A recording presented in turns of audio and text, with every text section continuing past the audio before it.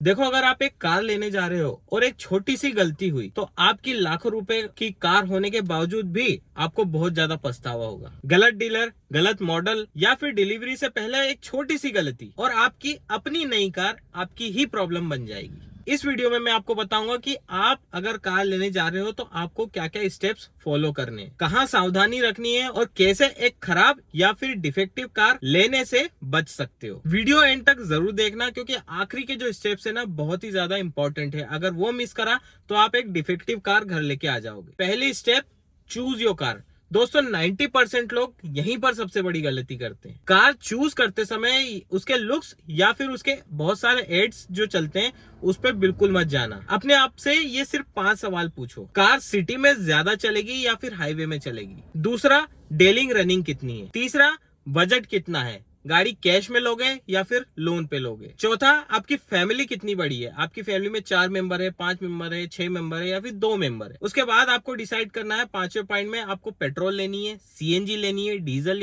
लेनी है या फिर आप ईवी की तरफ जाओगे। फॉर एग्जाम्पल, अगर आपकी रनिंग कम है और सिटी में है तो आप पेट्रोल या फिर सीएनजी ऑप्शन ले सकते हो। वहीं अगर आपकी रनिंग ज्यादा है और हाईवे पर है तो वहां पे आपको डीजल ही ज्यादा प्रेफर करना चाहिए। जो भी गाड़ी आप देख रहे हो उसके रिव्यूज देखो, जो एक्चुअल ऑनर है उनसे उस गाड़ी का फीडबैक लो। ये सब तो ठीक है, उसके बाद उस गाड़ी का सर्विस कॉस्ट कितना है, उस ब्रांड की आफ्टर सेल सर्विस कैसी, ये सारी चीजें चेक करो। Step 2, go to dealers. दोस्तों, डीलर के पास जाते से ही गाड़ी बुकिंग मत कर देना। कम से कम 2 से 3 डीलरों के पास जरूर जाएं और सबका कोटेशन लेकर आए, क्योंकि हर डीलर की एक अपनी ही पॉलिसी होती है। कुछ डीलर ज्यादा डिस्काउंट्स देते हैं, कुछ डीलर कम डिस्काउंट्स देते हैं, कुछ डीलर एसेसरीज में ज्यादा आपको दे देते हैं और हर डीलर के वेटिंग पीरियड भी अलग होते हैं। कोई डीलर फ्री में क्या दे रहा है, कोई डीलर एसेसरीज में कितना चार्ज करता है, ये सारी चीजें आप जरूर ध्यान रखें। रही बात, जो भी गाड़ी आप लेने जा रहे हो तो उसका टेस्ट ड्राइव जरूर लें, पीछे बैठ कर देखें, सारे फंक्शंस देखें, आपको रिलायबल लग रहे हैं या नहीं लग रहे हैं, आपको सही लग रहे हैं या नहीं लग रहे हैं। तीसरा पॉइंट, नेगोशिएशन। दोस्तों, जब भी आप टेबल पे बैठे सेल्स पर्सन से डिस्काउंट जरूर मांगे, क्योंकि डिस्काउंट मांगना आपका हक है, आपका अधिकार है। और कोई भी डीलर आपको कुछ ना कुछ डिस्काउंट देता ही देता है, क्योंकि उन लोगों का मार्जिन बहुत ज्यादा होता है गाड़ी पे।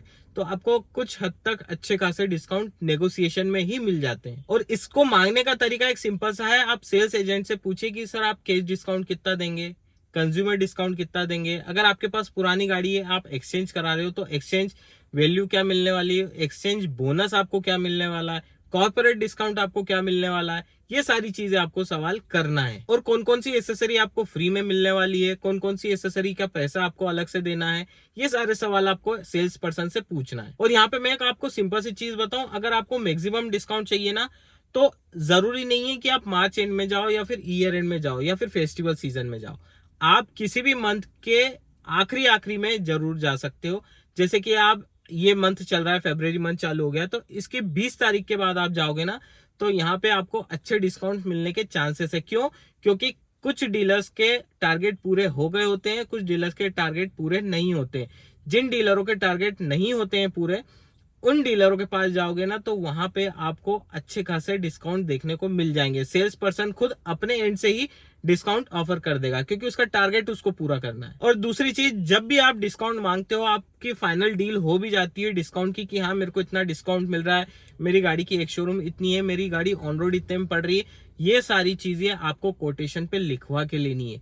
ओरली नहीं चलता है दोस्तों। बाद में डीलर्स, कई लोगों को देखा है मैंने, कई सारे वीडियोस मैंने देखे हैं, कई लाइव लोगों से मिला हूं कि डीलर बोलते कुछ है और एंड टाइम पे जब गाड़ी डिलीवर करते हैं वहां पे उनका स्टेटस चेंज हो जाता है। तो आपको जो भी डील मिल रही है वो सारी डील, जो आपको फ्री में मिल रहा है, जो आपको डिस्काउंट मिल रहा है, जो एडिशनल चीजें आपको मिल रही है, वो सारी चीजें कोटेशन पे आपको रिटर्न में लिखवाना है। क्यों? क्योंकि 100 बका और 1 लिखा। आप 50 बार लोगों से बुलवा लोगे, लेकिन अगर आपके पास लिखित प्रूफ नहीं है तो आप उसको सही साबित नहीं कर पाओगे। अगर एंड मोमेंट पे कोई चेंज होता भी है तो कोटेशन आपके पास रहेगा, आप ऊपर जाकर मेल भी कर सकते हो। दोस्तों, ये सारी चीज तो है, साथ में आपको डीलर की रेटिंग भी समझनी है।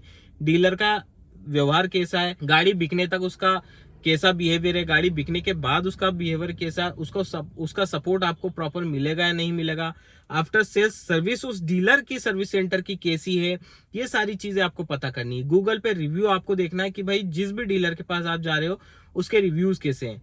लोग उस पर भरोसा कर रहे हैं, उस पर ट्रस्ट कर रहे हैं या नहीं कर रहे हैं। देखो यहाँ पे एक सिंपल सी चीज है, अगर आपको अच्छे डीलर से 10,000 डिस्काउंट कम भी मिल रहा है ना, तो आप अच्छे डीलर से ही गाड़ी लेना, क्योंकि ये आपके माइंड को पीस देगा, आप बार बार परेशान नहीं होगे। डीलर सपोर्टिव रहेगा तो आपको आसानी रहेगी। कोई भी चीज आपकी मिस्टेक होती है या गड़बड़ होती है तो वो आपके सपोर्ट में रहेगा और आपके एंड पे वो डीलर कंपनी से बात भी कर सकता है और आपकी चीजों को सॉर्ट आउट करवा सकता है। वहीं अगर खराब डीलर के पास चले गए और अच्छा डिस्काउंट भी मिल गया तो वो आपको परेशान कर देगा। अब 5वां पॉइंट, ये सारी चीजें होने के बाद आपको अपनी गाड़ी को बुक करना है। आप बुक कर सकते हो छोटे अमाउंट से, 11,000, 21,000 जो कंपनी के नॉर्म्स होते हैं, जो डीलरशिप के नॉर्म्स होते हैं। कुछ लोग 11,000 लेते हैं, कुछ लोग 21,000 रुपए लेते हैं। आप गाड़ी बुक कर लो और गाड़ी की बुकिंग की रिसिप्ट जो आपको मिलती है ना, उसमें सारी चीजें आपको मेंशन करवानी है। आपको डिस्काउंट क्या मिल रहा है और एक्स शोरूम कितनी है, इंश्योरेंस कितने का है, आईटीओ कितने का है, ये सारी चीजें आपको उस पर लिखवा लेनी है। साथ ही आपको एग्जैक्ट मॉडल लिखवाना है। जैसे कि मेरी गाड़ी है प्योर प्लस एस, ये वेरिएंट है, प्योर पेट्रोल में, प्योर ग्रे में। ये सारी चीजें मैंने बुकिंग के टाइम पर रिसिप्ट पे लिखवाई थी। अब दोस्तों आपने बुकिंग कर ली, आपकी गाड़ी आ भी गई 5-7 दिन में, तो वहां पे अब आपको क्या करना है? वहां पे आपको करना है प्री डिलीवरी इंस्पेक्शन।